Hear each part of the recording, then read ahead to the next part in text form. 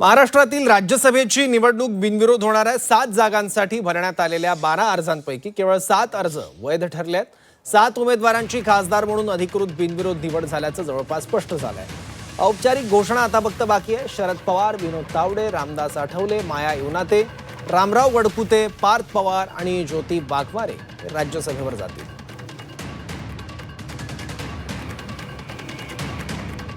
याबद्दल आणखी माहिती घेऊयात. आपले प्रतिनिधी ओम देशमुख आता आपल्या सोबत आहेत.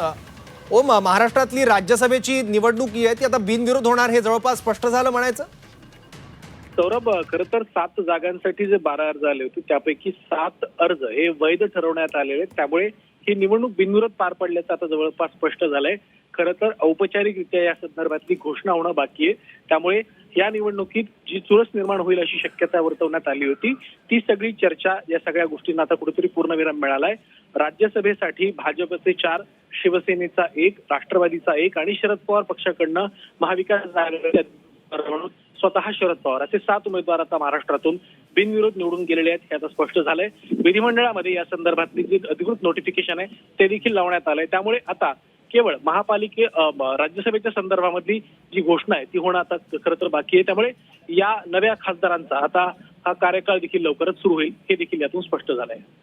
ठीक आहे ओम, धन्यवाद या माहितीबद्दल.